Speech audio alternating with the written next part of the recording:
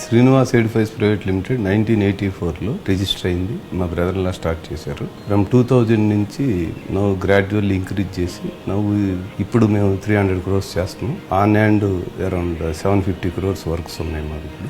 So we are south central రైల్వేలో major supplies Vijayawada KCC depot, అలాగే Manubolu depot, railway బెలాస్ట్ వరకు మా సొంతానికి వాడుకుంటున్నాం. అదర్ 40-50% బయట అమ్ముతారు. Srinivasa Edifice Private Limited is into construction business for more than 3 decades.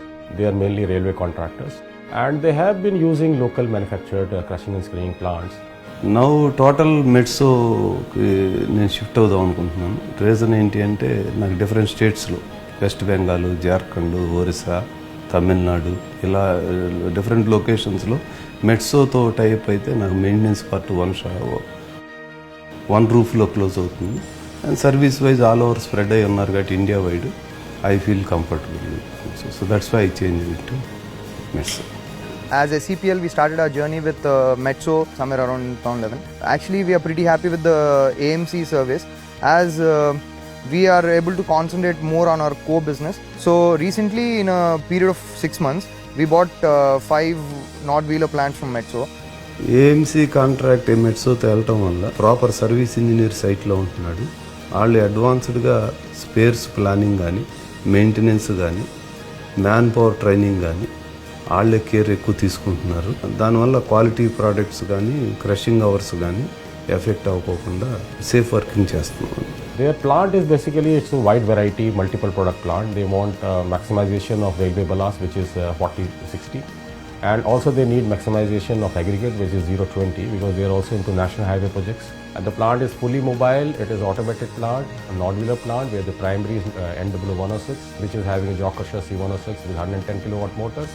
Secondary is GP220 on a wheeler, which is NW220 GPD with the extra course LS liner, which is a large setting liner. So liner, in that we get a variety of settings from a smaller setting to very large setting, so we can maximize the production of railway ballast.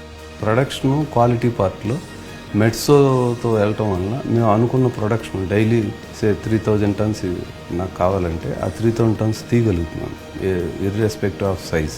అదే other ప్రోడక్ట్స్కి వెళ్తే other manufacturers units వాడినప్పుడు మేము 20 mm, 12 mm ఎలాంటి products ఎక్కువ కావాలంటే తీయలేకపోయేవాళ్ళం ఎక్కువ.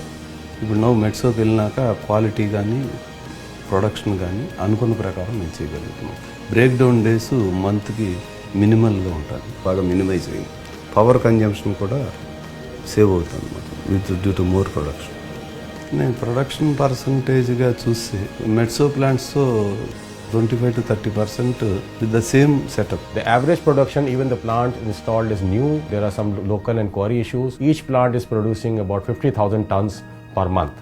Automation plant అవటం వల్ల cost of electricity or cost of diesel మాకు తగ్గుతుంది. బికాజ్ ఎఫిషియన్సీ ఫీడింగ్ పౌడర్ అనేది జా క్రష్ను బట్టి, కోన్ క్రష్ను బట్టి ఆటోమేటిక్గా తీసుకుంటాం వల్ల వేస్టేజ్ ఐడిల్ రన్నింగ్ లేదు. అండ్ మానిటరింగ్ ఆటోమేటిక్గా డిజిటలైజేషన్ వల్ల ఆ సీక్వెన్స్లో రెగ్యులర్గా ఫీడ్ అవుతుందని నా అభిప్రాయం. వాటి మీద కాన్సన్ట్రేట్ చేస్తున్నాను. ఫ్యూచర్లో ఏంటంటే నాకు ఇప్పుడు ఎగ్జిస్టింగ్ 16 యూనిట్లు ఉన్నాయి. 6 యూనిట్లు మెట్సో ఉన్నాయి. స్లోలీ అన్ని యూనిట్స్ మెట్సోకి వదలుసు.